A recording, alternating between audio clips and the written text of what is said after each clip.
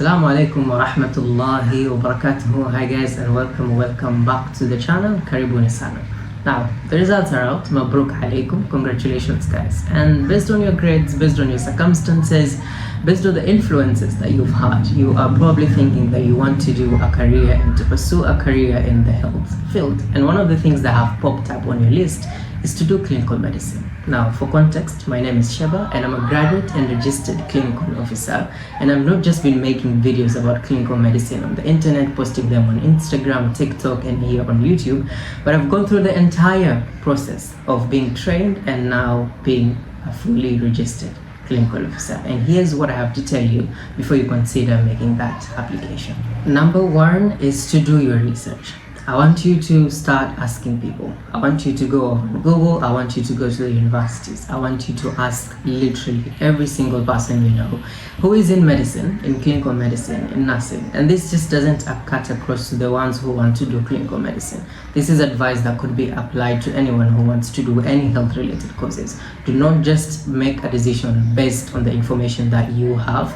Make an extra effort to get more information. Make an extra effort to learn more about the fields that you want to get yourself into, be it nursing, be it public health, be it laboratory medicine, be it public health, be it anything that has to do with medicine. Make sure you ask around, make sure you Google, make sure you visit the universities, visit the colleges and ask around and ask, what is this and what is it that people do from this particular course. Do not just make a decision, I want to become this, so I'm applying to this. You will be surprised. And one particular case I have is from a student I worked with during this particular time, where people are done with KCSEs, they've gotten their results and they're applying to universities. I had a student who I was working with during this period, again, in Tutoredke. Tutoredke is my side business where I tutor and mentor students on their academic journeys, students who are willing and are ready to take charge and change the narrative of their own academic worlds. Now, I was working with this student during this particular time, and one thing that really popped up was how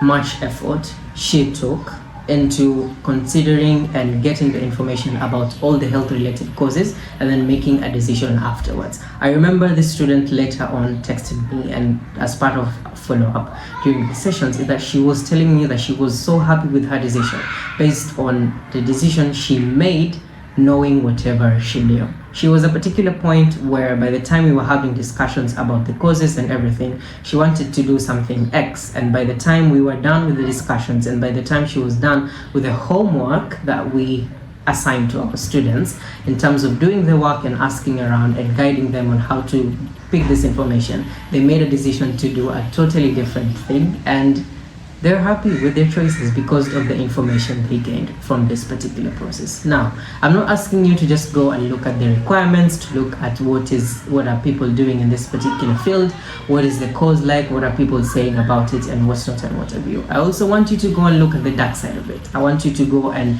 deep down into the rabbit hole. Now, guys, this is the only place where I will allow you to go into a rabbit hole, but it's particularly important. Go into the rabbit hole, get deep down into the information, get and see, like, okay, I want to do clinical medicine, I want to do nursing, I want to do this, I want to do that. Now, what is the bad side of this? Specifically in that particular country that you are. I know this mostly applies to Kenyans because the KCSE results are out, but the reality of the matter is, some of you might not end up doing these courses in this particular country, and some of you are going to go outside, some of you are going to study nursing in the US, some of you are going to study nursing, for instance, in Tanzania, some of you are going to do medicine at Kampala, some of you are going to go to Muhimbili, and some of you guys are going to do your medicine studies in the University of Dar es Salaam. Now, that is totally okay, and part of being a good student, part of being a good applicant is you knowing about these particular places. Go and find out about the dark side of these places. Go and find out the dark sides of the training. Go and find out the dark sides about literally the entire process, so that when it comes to you actually making the decision to apply or take the step towards getting yourself to university, then you know, or college, you know that you are making a decision that is perfectly tailored for you. The other thing I would recommend doing is shadowing. Now, if you don't know about shadowing from the word itself, shadow is literally following somebody around, because everywhere we go with light, there's a shadow that is following you. Now, shadowing is the process of just following somebody around, and maybe I'll look for a proper definition of shadowing and place it on the screen so that you can be able to articulate it even better. But find someone to shadow, be it in medicine, be it in nursing, be it in public health, laboratory medicine, pharmacy. Find someone in that particular field who is already in the field. And for an added advantage, you can also look for a student who is currently also in the process of becoming X, process of becoming whatever you're considering to become as well, and shadow them for a day. See in the life of the student, is it something that I can sustain? Is it something that I can see day to day? Is it something that I can push myself through? Is it something that I want to do? Is it something that is my cup of tea? Is it something that I'm sorry, I can't do this? And also, on the other side of finding someone who has already gone through the entire process and they've become already the thing you want to become, nobody is at a better position to tell you the how do you say it? Nitty gritties of whatever process of becoming whoever you want to become, and the process of being whatever you want to become. For instance, if you shadow a nurse, for example, you are going to get information on the process of becoming a nurse, and you're going to get information on what it is being a nurse. You understand? So like, you see the process of becoming a nurse, you get to know the process of becoming a nurse, and also you get to see what it is to be a nurse on a day-to-day basis in terms of waking up. And I recommend you shadow someone for a full day. If you're able to do it frequently, then the better, because you're going to be able to get several aspects of it, because in medicine there are a lot of aspects to it, and there's some days that you're based, for example, in a clinic, some days you're in the ward, some days you're in theater, some days you're in the lab, some days you're here, you're there. So if you can do it more frequently and find various varieties of whatever you want to shadow, the better. So this is particularly helpful, like I was saying. You get to know the process of becoming and the process of being whoever you are. Nobody is at a better position to give you this information than somebody who is already in the process itself, or somebody who has already gone through the process and they are in the process of being whatever you want to be. The reason why I'm telling you this is because of a particular story that happened during my internship. When I was doing my internship, I did my internship at a level 5 facility, and lucky enough, this facility is affiliated to another facility that has a program where students, high school students who are directly from high school, they come and do this quote-unquote shadowing, so they go and they get assigned to a particular consultant, they get assigned to a particular qualified person, and then they tag along during the entire day, and they work with them, they just be there and see and get information about what is it, like how it's like to be in medicine and how to work in medicine, and all the various fields, in terms of administrative work in medicine, in terms of the laboratory medicine, in terms of being a nurse, in terms of being a clinician, being a doctor. And lucky enough, I got to work with some of the students, and as a chief intern, Allahumma lakal hamd, I was assigned a few students to take care of them. So in the ward, when I was doing my rotations and everything, I'm a very, I would say, open person, and I love conversation. I love intriguing conversations. I like to know people better. And I was asking the students, like, part of the program, what is it, how is it like, and what are their insights about whatever they're learning and whatever they're picking up from this particular program. Now, these students ended up opening up a lot of information about me. Some of them, I ended up asking some of them, like, why do you want to do nursing, for example? And some of them are pretty much honest. They were saying that I want to do nursing because there is a lot of money in nursing. But that is a very valid reason, and nobody can shun you away from that, only if you are willing to bear through the process of becoming a nurse and being a nurse, actually. But one thing I would like to clarify before even this video gets much deeper than it already is, it's that money is a good motivating factor, but do not let it be the primary factor, because you will come to understand, as someone here has already seen, that there is so much money that people can make outside medicine than in medicine. And if money is the primary goal, then sound and very, very honest advice, male girl, from my heart, is to just consider something else. If money is your primary factor, please consider it, because you can get it. I know very rich people in medicine, very rich people in medicine. But for you to get to the point of making that amount of money, you will have seen proper shege. You will have seen it all. You'll have seen it through a lot of things. And to make it even worse, it's worse in our Kenyan system, and it's worse in the healthcare system and the healthcare training that is there and available in the country. So if money is your primary and first motivator, please consider doing something else, please, for your own sanity and your own mental health. Now, when I was having these conversations with the students, one of them opened up to me and they told me, you know what, I'm just here for the vibes. I don't want to do anything with medicine. I've seen enough. I've already seen that this is not for me. I don't know injecting people. I don't know accessing IV lines. I don't know the wounds. I don't know. They were just saying things and I was like, but I do enjoy those things. I mean, I was just there, like, I was like, okay, tell me more about it. But it was a really interesting conversation, because you get to see the other side of it and you're like, what, you don't like medicine?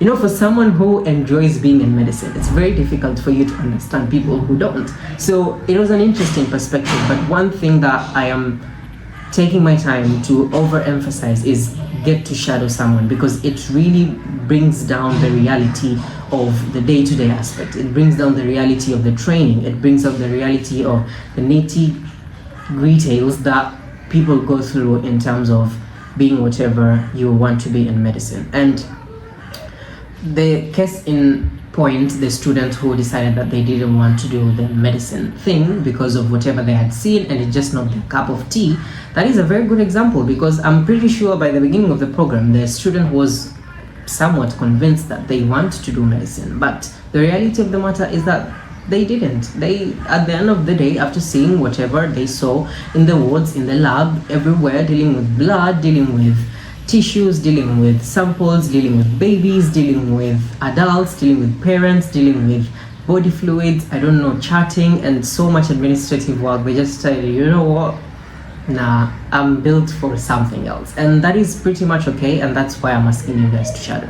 I do understand not everybody is in a privileged position to access someone to shadow, or like to be able to work with somebody. Now, from my side, what can I do? I could bring on board people who are already in the other fields. I'll see if some of the PCs people agree to come up here, because I do understand not everybody is a camera kind of person, but I will try my best and try and bring up people from other specialties, people from other backgrounds like pharmacy, nursing, and let them hear their opinions in terms of the career itself, and maybe shed a light or two in terms of the process of becoming and being whatever they are. And then the other thing is that you guys can leave questions, and maybe I can ask some of my friends in that particular cadre to answer the questions. And then the other thing, if you are not in a capacity to do any of these things, then what I will recommend is, if you're watching this video, of course you are on YouTube, then in YouTube there are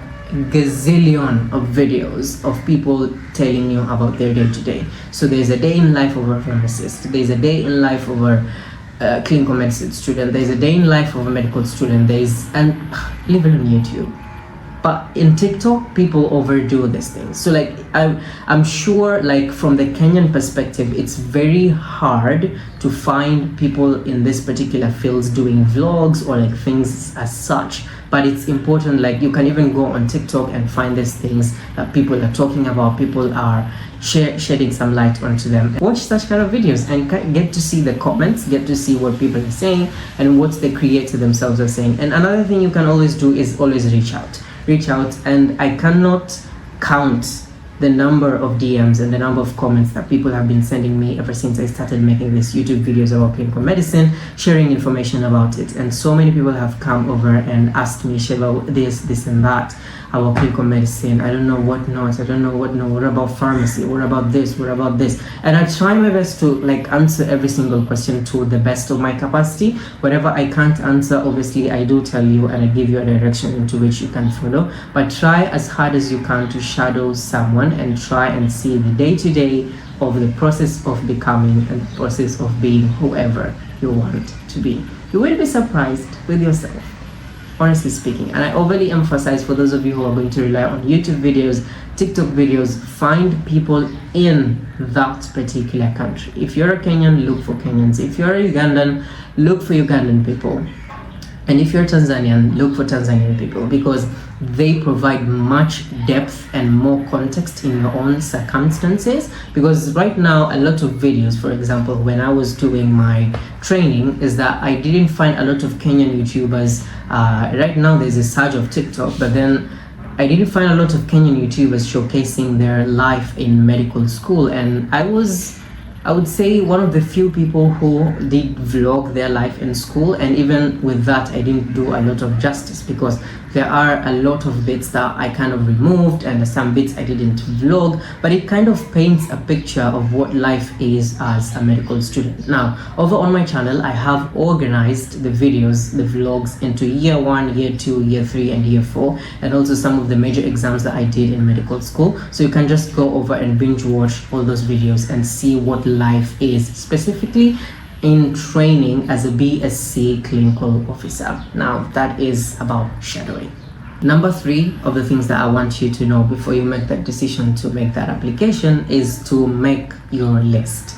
Make a list of all the motivating factors. Make a list of all the reasons why you want to do whatever you want to do. At this point, you've done your research, you've asked about it, you're talking to people about it, you've shadowed people, you're talking to people, you know, you are going over and beyond in terms of gathering as much information into about whatever you want to do, and you kind of know a thing or two, you know. Now make a list as you go on with whatever process you're going on with the shadowing, the researching. Make sure you take notes on a piece of paper, on your laptop, on your tablet, on your phone.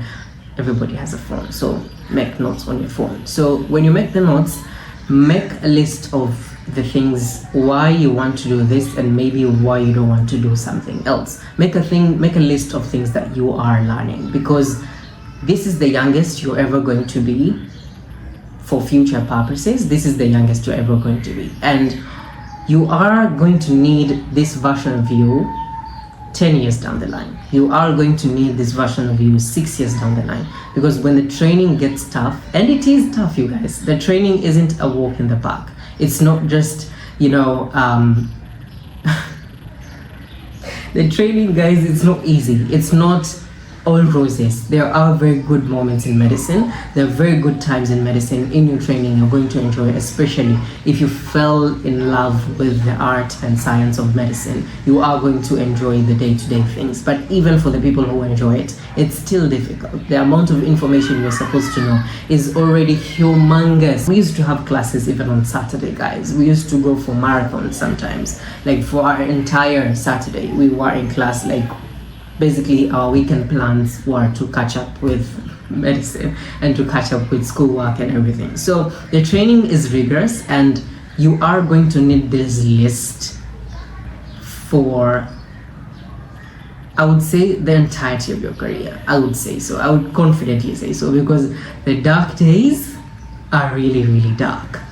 The dark days, and I am repeating that, the dark days are really, really dark, and you need a lot of light on those particular days. And this particular list can act as one of the things that are going to help you. There is a video I did when I was in my internship. I think it was around 3 a.m. I did a live video when I was doing a call.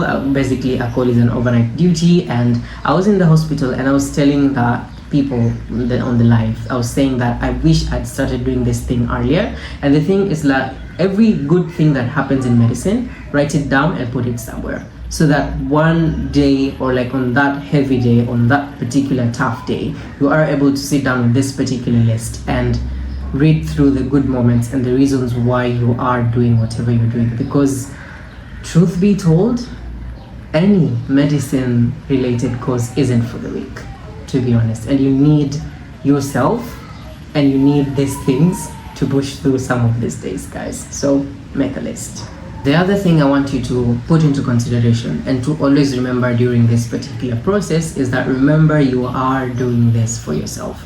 You're not doing this for your aunties, you're not doing this for your uncles, you're not doing this for your mother, you're not doing this for your father. You are doing this for you because you are the one who is going to spend the next 5 to 6 to 7 years studying to become whatever you want to become. So it's important that you make the decision based on correct information, correct biasness, correct state of mind, and consider and always remember that you are making this decision for you. The reason why you don't want to be in a conflict is because you could end up loving medicine. Perhaps, let's say you make a decision blindly, you don't go through the research, you don't go through the shadowing, you don't make the list, you don't do anything that is in this particular video, or like you're seeing this video after you've already applied and gotten into medicine, then just remember that you are doing this for you. And if it's something that even after your first semester you probably think that this is not for me, it's better off to alight at that particular moment. I know this is really bitter advice, but I'm just telling you because in complete reality and complete honesty, you don't want to be in conflict every single day you're in school.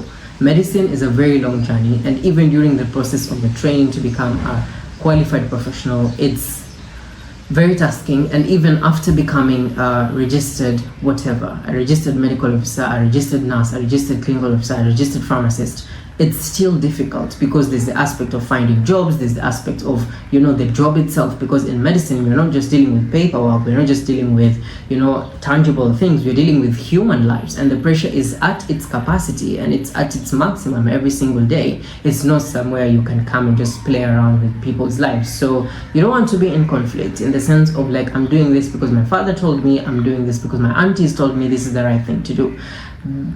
The reason why I kind of started with the other ideas or like the other tips is because of this particular moment. Like, you want to make sure that by the time you're making the decision to apply, the time you're making the decision to go to med school, the time you're making the decision to join clinical medicine, nursing, pharmacy, lab medicine, whatever, you're doing it because you want to do it. You could be young, people tell you, what do you know at this particular age?